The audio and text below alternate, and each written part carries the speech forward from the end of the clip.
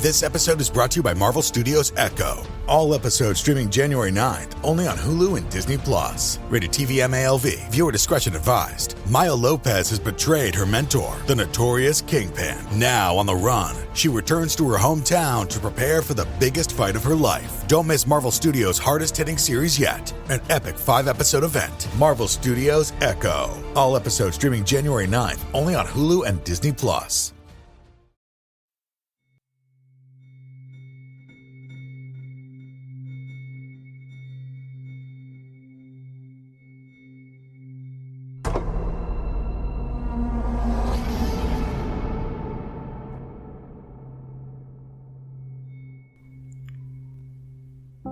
Hello, and welcome to Scare You to Sleep. I'm your host, Shelby Scott. We've almost reached the finish line of The Turn of the Screw. Only one more episode to go after this one. Thank you so much for all your kind messages regarding this series. I'm so happy you've enjoyed this old, dusty ghost story with me. No announcements this week, just on to the story. Chapter 19. We went straight to the lake, as it was called at Bly, and I dare say rightly called, though I reflect that it may in fact have been a sheet of water less remarkable than it appeared to my untraveled eyes. My acquaintance with sheets of water was small, and the pool of Bly, at all events on the few occasions of my consenting, under the protection of my pupils, to affront its surface in the old flat-bottomed boat moored there for our use, had impressed me both with its extent and its agitation. The usual place of embarkation was half a mile from the house, but I had an intimate conviction that, wherever Flora might be, she was not near home. She had not given me the slip for any small adventure, and since the day of the very great one that I had shared with her by the pond, I had been aware, in our walks, of the quarter to which she most inclined. This was why I had now given to Mrs. Gross's steps so marked a direction that made her, when she perceived it, oppose a resistance that showed me she was freshly mystified. "You're going to the water, miss? You think she's in?" "She may be, though the depth is, I believe, nowhere very great. But what I judge most likely is that she's on the spot from which, the other day, we saw together what I told you." "When she pretended not to see, with that astounding self-possession. I've always been sure she wanted to go back alone, and now her brother has managed it for her." Mrs. Gross still stood where she had stopped. "You suppose they really talk of them?" "I can meet this with a confidence. They say things that, if we heard them, would simply appall us." "And if she is there?" "Yes." "Then Miss Jessel is." "Beyond a doubt. You shall see." "Oh, thank you," my friend cried, planted so firm that, taking it in, I went straight on without her. By the time I reached the pool, however, she was close behind me, and I knew that, whatever to her apprehension might befall me, the exposure of my society struck her as her least danger. She exhaled a moan of relief as we at last came in sight of the greater part of the water, without a sight of the child. There was no trace of Flora on the nearer side of the bank, where my observation of her had been most startling, and none on the opposite edge, where, save for a margin of some 20 yards, a thick copse came down to the water. The pond, oblong in shape, had a width so scant compared to its length. With its ends out of view, it might have been taken for a scant river. We looked at the empty expanse, and then I felt the suggestion of my friend's eyes. I knew what she meant, and I replied, with a negative headshake. No, wait. She has taken the boat." My companion stared at the vacant mooring place, and then again across the lake. "Then where is it?" "Our not seeing it is the strongest of proofs. She has used it to go over and then has managed to hide it." All alone? That child? She's not alone, and at such times she's not a child. She's an old woman.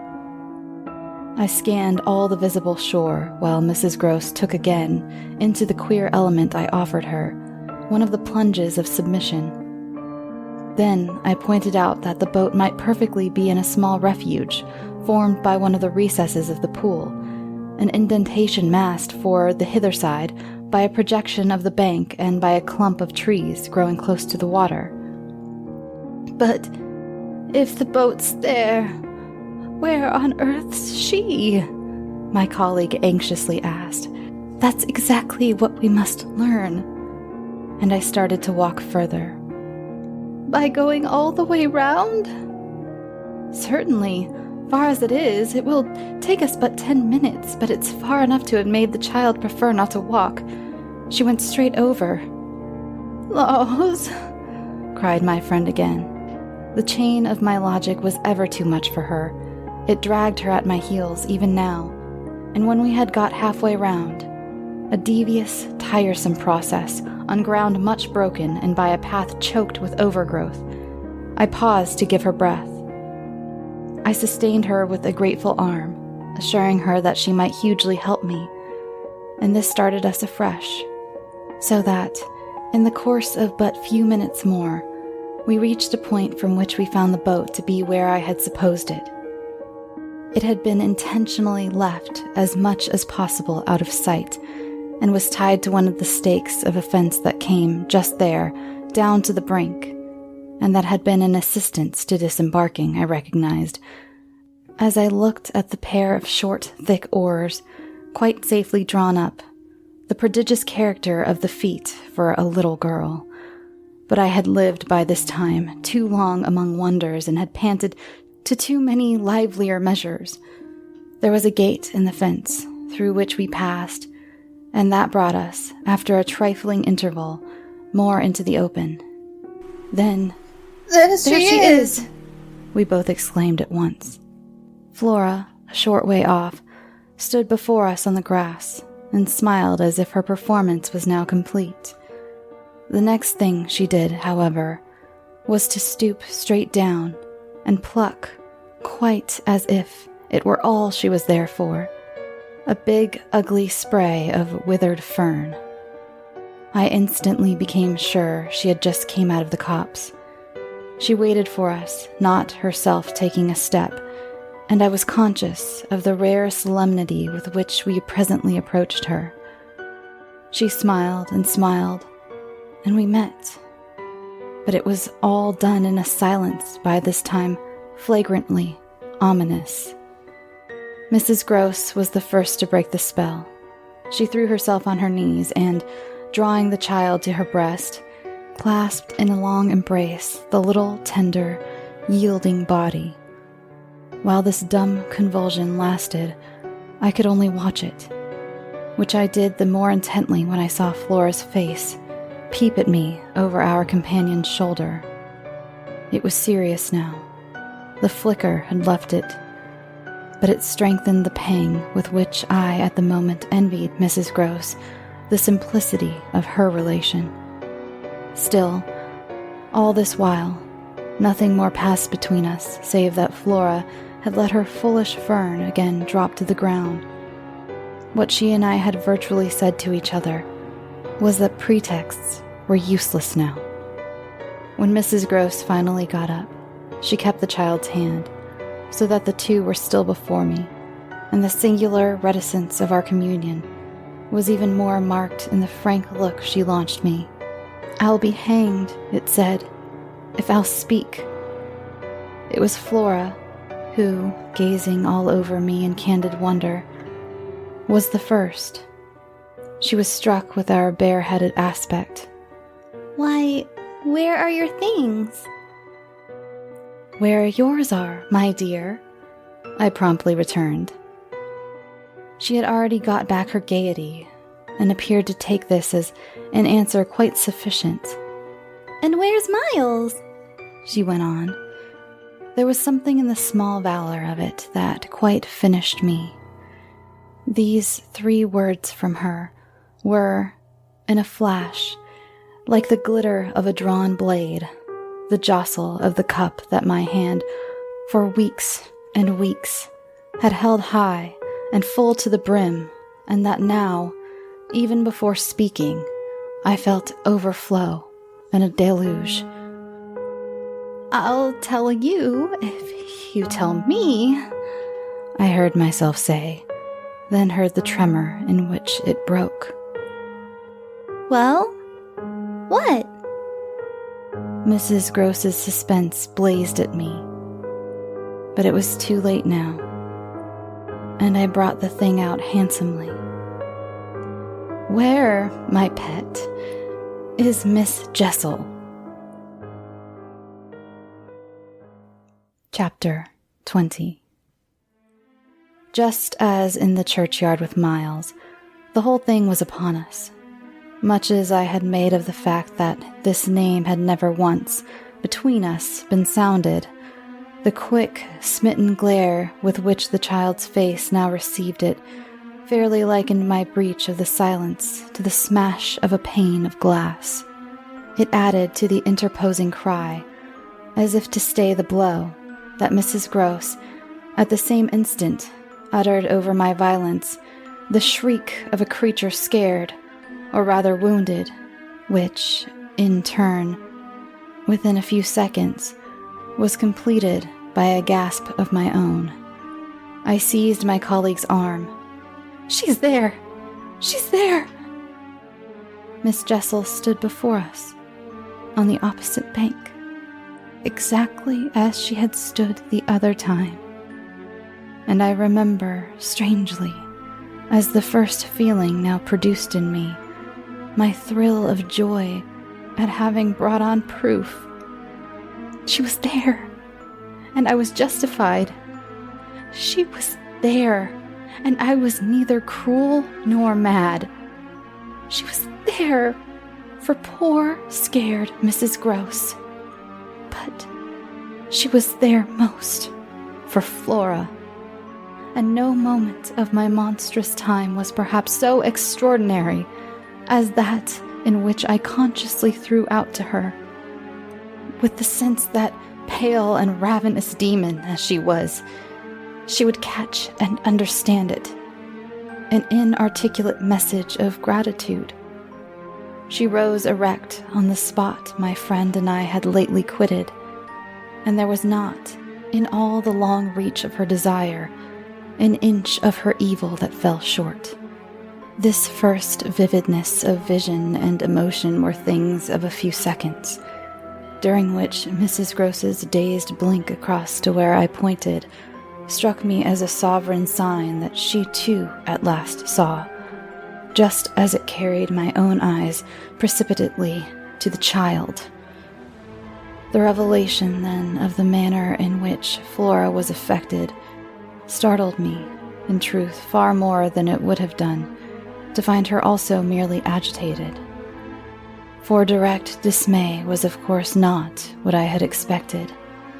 Prepared and on her guard as our pursuit had actually made her, she would repress even betrayal, and I was therefore shaken on the spot by my first glimpse of the particular one for which I had not allowed.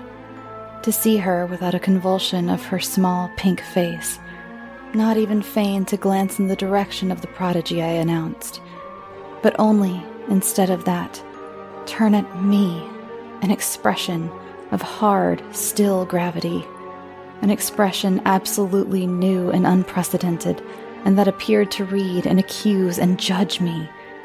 This was a stroke that somehow converted the little girl herself into the very presence that could make me quail.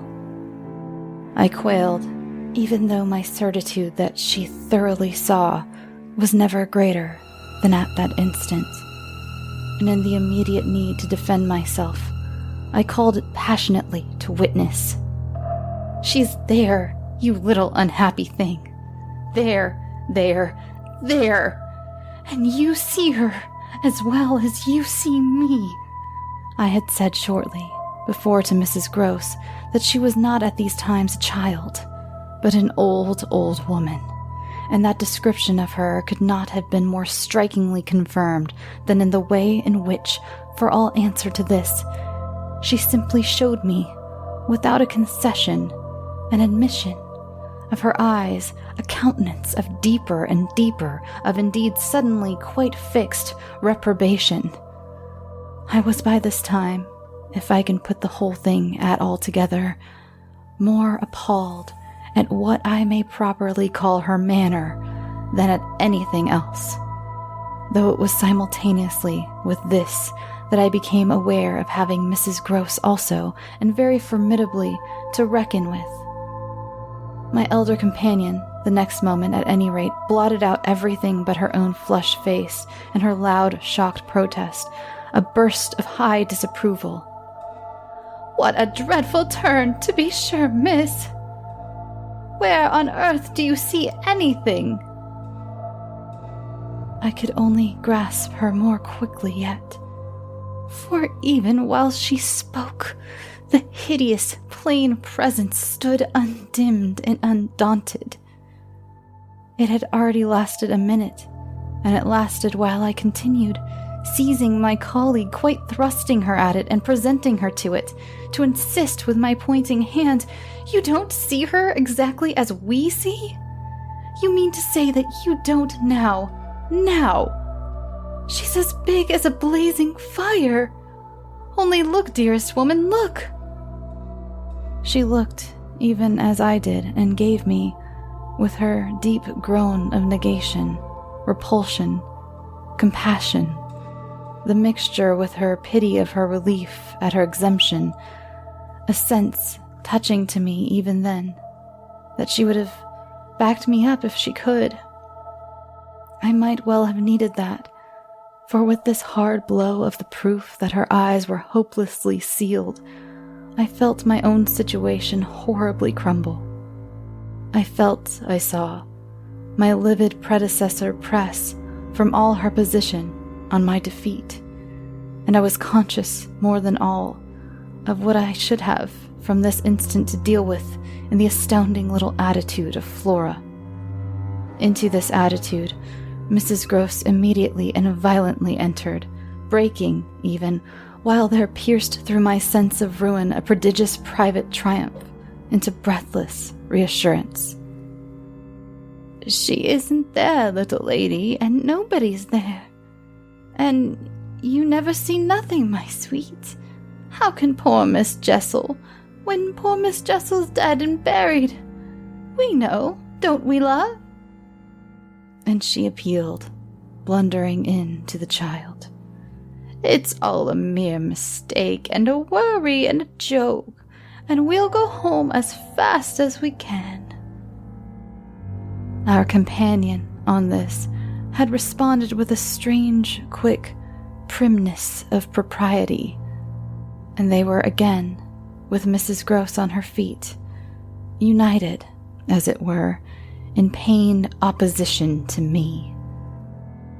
Flora continued to fix with her small mask of reprobation, and even at that minute I prayed God to forgive me for seeming to see that, as she stood there holding tight to our friend's dress, her incomparable childish beauty had suddenly failed, had quite vanished.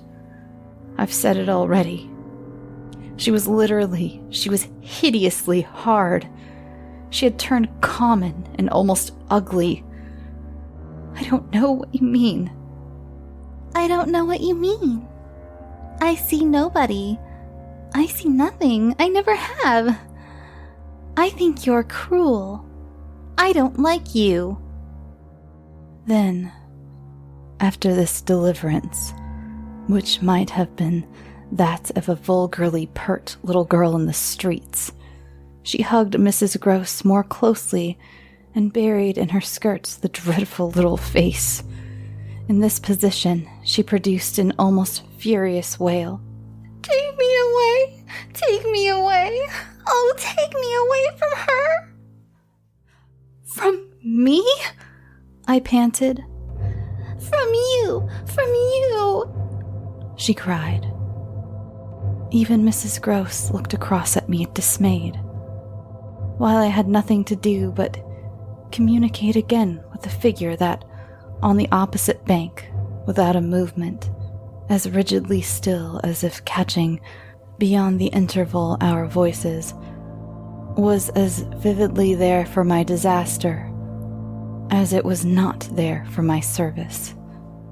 The wretched child had spoken exactly as if she had got from some outside source each of her stabbing little words, and I could therefore, in the full despair of all I had to accept, but sadly shake my head at her. If I had ever doubted, all my doubt would at present have gone. I've been living with the miserable truth, and now it has only too much closed round me. Of course, I've lost you. I've interfered, and you've seen, under her diction, with which I faced over the pool again, our infernal witness, the easy and perfect way to meet it. I've done my best, but I've lost you. Goodbye. For Mrs. Gross, I had an imperative and almost frantic, "Go! Go!" For which, in infinite distress, but mutely possessed of the little girl and clearly convinced, in spite of her blindness, that something awful had occurred and some collapse engulfed us, she retreated by the way we had come, as fast as she could move. Of what first happened when I was left alone, I had no subsequent memory. I only knew that at the end of, I suppose, a quarter of an hour, an odorous dampness and roughness, chilling and piercing my trouble, had made me understand that I must have thrown myself on my face on the ground and given way to a wildness of grief. I must have lain there long and cried and sobbed, for when I raised my head, the day was almost gone. I got up and looked a moment through the twilight at the gray pool and its blank, haunted edge, and then I took, back to the house, my dreary and difficult course. When I reached the gate in the fence, the boat, to my surprise, was gone, so that I had a fresh reflection to make on Flora's extraordinary command of the situation. She passed that night by the most tacit and, I should add, were not the word so grotesque a false note, the happiest of arrangements with Mrs. Gross. I saw neither of them on my return, but on the other hand, as by an ambiguous compensation, I saw a great deal of Miles. I saw, I can use no other phrase, so much of him, that it was as if it were more than it had ever been. No evening I had passed at Bly had the portentous quality of this one, in spite of which, and in spite also of the deeper depths of consternation that had opened beneath my feet, there was literally, in the ebbing actual, an extraordinarily sweet sadness. On reaching the house, I had never so much as looked for the boy. I had simply gone straight to my room to change what I was wearing and to take in, at a glance, much material testimony to Flora's rupture.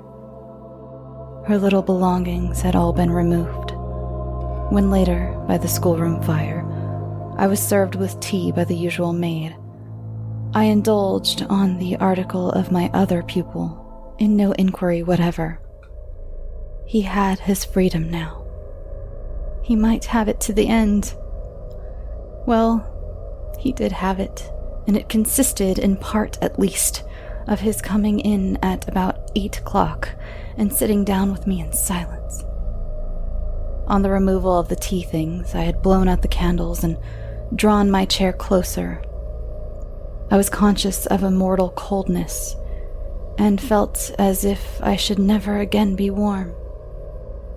So when he appeared, I was sitting in the glow with my thoughts. He paused a moment by the door as if to look at me, then, as if to share them, came to the other side of the hearth and sank into a chair. We sat there, in absolute stillness. Yet he wanted, I felt, to be with me. Chapter 21. Before a new day in my room had fully broken, my eyes opened to Mrs. Gross, who had come to my bedside with worse news. Flora was so markedly feverish that an illness was perhaps at hand. She had passed a night of extreme unrest, a night agitated above all by fears that had for their subject not in the least her former, but wholly her present, governess. It was not against the possible re-entrance of Miss Jessel on the scene that she protested. It was conspicuously and passionately against mine. I was promptly on my feet, of course, and with an immense deal to ask, the more that my friend had discernibly now girded her loins to meet me once more. This I felt as soon as I had put to her the question of her sense of the child's sincerity as against my own. She persists in denying to you that she saw or has ever seen anything? My visitor's trouble truly was great. Ah, miss, it isn't a matter on which I can push her. Yes, it isn't either. I must say, as if I much needed to, it has made her, every inch of her, quite old. Oh, I see her perfectly from here. She resents, for all the world like some high little personage, the imputation on her truthfulness, and as it were her respectability. Miss Jessel, indeed, she's respectable, the chit. The impression she gave me there yesterday was, I assure you, the very strangest of all. It was quite beyond any of the others. I did put my foot in it. She'll never speak to me again. Hideous and obscure as it all was, it held Mrs. Gross briefly silent. Then she granted my point with a frankness which, I made sure, had more behind it. I think indeed, miss, she never will. She do have a grand manner about it. And that manner, I summed up, is practically what's the matter with her now. Oh, that manner. I could see in my visitor's face, and not a little else besides. She asks me every 3 minutes if I think you're coming in. I see. I, too, on my side, had so much more than worked it out. Has she said anything to you since yesterday, except to repudiate her familiarity with anything so dreadful? A single other word about Miss Jessel? Not a one, miss, and of course you know, my friend added. I took it from her by the lake that just then and there was nobody. Rather, and naturally, you take it from her still. I don't contradict her. What else can I do? Nothing in the world. You've the cleverest little person to deal with. They've made them, their two friends, I mean, still cleverer even than nature did, for it was wondrous material to play on. Flora has her grievance, and she'll work it to the end. Yes, miss, but to what end? Why, that of dealing with me and her uncle. She'll make me out to him the lowest creature. I winced at the fair show of the scene in Mrs. Gross's face. She looked for a minute as if she sharply saw them together. And him who thinks so well of you. He has an odd way. It comes over me now. I laughed. Of proving it. But what does that matter? What Flora wants, of course, is to get rid of me. My companion bravely concurred. Never again to so much as look at you. So that's what you've come to me now for, I asked, is to speed me on my way. Before she had time to reply, however, I had her in check. I've a better idea. The result of my reflections. My going would seem the right thing, and on Sunday I was terribly near it. Yet that won't do. It's you who must go. You must take Flora. My visitor, at this, did speculate. But where in the world? Away from here. Away from them. Away, even most of all, now, from me. Straight to her uncle. Only to tell on you? No, not only. To leave me, in addition with my remedy. She was still vague. And what is your remedy? Your loyalty, to begin with, and then Miles's. She looked at me hard. Do you think... Won't, if he has the chance, turn on me? Yes, I venture still to think it. At all events, I want to try. Get off with his sister as soon as possible, and leave me with him, alone. I was amazed, myself, at the spirit I had still in reserve, and therefore, perhaps, a trifle the more disconcerted at the way in which, in spite of this fine example of it, she hesitated. There's one thing, of course, I went on. They mustn't, before she goes, see each other for 3 seconds. Then it came over me that, in spite of Flora's presumable sequestration from the instant of her return from the pool, it might already be too late. Do you mean, I anxiously asked, that they have met? At this, she quite flushed. Oh, miss, I'm not such a fool as that. If I've been obliged to leave her 3 or 4 times, it has been each time with one of the maids, and at present, though she's alone, she's locked in safe, and yet... There were too many things. And yet what? Well, are you so sure of the little gentleman? I'm not sure of anything but you. But I have, since last evening, a new hope. I think he wants to give me an opening. I do believe that, poor little exquisite wretch. He wants to speak. Last evening, in the firelight and the silence, he sat with me for 2 hours, as if it were just coming. Mrs. Gross looked hard through the window at the gray gathering day. And did it come? No.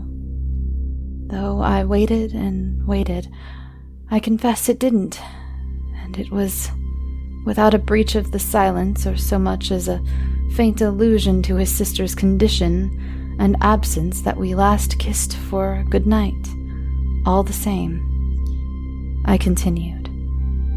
I can't, if her uncle sees her, consent to his seeing her brother without my having given the boy, and most of all because things have got so bad, a little more time. My friend appeared on this ground more reluctant than I could quite understand. What do you mean by more time? Well, a day or 2, really, to bring it out. He'll then be on my side, of which you see the importance. If nothing comes, I shall only fail, and you will, at the worst, have helped me by doing, on your arrival in town, whatever you have found possible. So I put it before her, but she continued for a little so inscrutably embarrassed that I came again to her aid. Unless indeed, I wound up, you really want not to go. I could see it in her face at last clear itself. She put out her hand to me as a pledge. I'll go. I'll go this morning. I wanted to be very just. If you should wish still to wait, I would engage she shouldn't see me. No, it's the place itself. She must leave it. She held me a moment with heavy eyes, then brought out the rest. Your idea's the right one. I myself, miss. Well, I can't stay. The look she gave me with it made me jump at possibilities. You mean that? Since yesterday, you have seen... She shook her head with dignity. I've heard. Heard? From that child. Horrors there. She sighed with tragic relief. On my honor, miss, she says things. But at this evocation, she broke down. She dropped with a sudden sob upon my sofa, and, as I had seen her do before, gave way to all the grief of it. It was quite in another manner that I, for my part, let myself go. Oh, thank God! She sprang up again at this, drying her eyes with a groan. Thank God! It so justifies me. It does that, miss. I couldn't have desired more emphasis, but I just hesitated. She's so horrible? I saw my colleague scarce know how to put it. Really shocking. And about me? About you, miss, since you must have it. It's beyond everything for a young lady, and I can't think wherever she must have picked up the appalling language she applied to me. I can, then. I broke in with a laugh that was doubtless significant enough. It only, in truth, left my friend still more grave. Well, perhaps I ought to also, since I've heard some of it before, yet I can't bear it. The poor woman went on a while, with the same movement, but she glanced on my dressing table, at the face of my watch. But I must go back. I kept her, however. Oh, if you can't bear it. How can I stop with her, you mean? Why, just for that. To get her away. Far from this, she pursued. Far from them. She may be different. She may be free. I seized her almost with joy. Then, in spite of yesterday, you believe in such doings? Her simple description of them required, in the light of her expression, to be carried no further, and she gave me the whole thing, as she had never done. I believe. Yes, it was a joy, and we were still shoulder to shoulder. If I might continue, sure of that, I should care but little what else happened. My support in the presence of the disaster would be the same as it had been in my early need of confidence, and if my friend would answer for my honesty, I would answer for all the rest. On the point of taking leave of her, nonetheless, I was to some extent embarrassed. There's one thing, of course. It occurs to me to remember. My letter, giving the alarm, will have reached town before you. I now perceived, still more, how she had been beating about the bush and how weary at last it had made her. "Your letter won't have got there. Your letter never went." What then became of it? "Goodness knows, Master Miles. Do you mean he took it?" I gasped. She hung fire, but she overcame reluctance. "I mean that I saw yesterday, when I came back with Miss Flora, that it wasn't where you had put it. Later in the evening I had the chance to question Luke, and he declared that he had neither noticed nor touched it." We could only exchange on this one of our deeper mutual soundings, and it was Mrs. Gross who first brought up the plum, with an almost elate, "You see." "Yes, I see that if Miles took it instead, he probably will have read it and destroyed it." "And you don't see anything else?" I faced her a moment with a sad smile. "It strikes me that, by this time, your eyes are open even wider than mine." They proved to be so indeed, but she could still blush, almost show it. "I make out now what he must have done at school." And she gave, in her simple sharpness, an almost droll, disillusioned nod. "He stole." I turned it over. I tried to be more judicial. "Well, perhaps." She looked as if she found me unexpectedly calm. "He stole letters." She couldn't know my reasons for calmness, after all. Pretty shallow. So I showed them off as I might. I hope, then, it was to more purpose than in this case. "The note, at any rate, that I put on the table yesterday," I pursued, "will have given him so scant an advantage, for it contained only the bare demand for an interview, that he is already much ashamed of having gone so far for so little, and that what he had on his mind last evening was precisely the need of confession." I seemed to myself, for the instant, to have mastered it, to see it all. "Leave us, leave us." I was already at the door, hurrying her off. "I'll get it out of him. He'll meet me.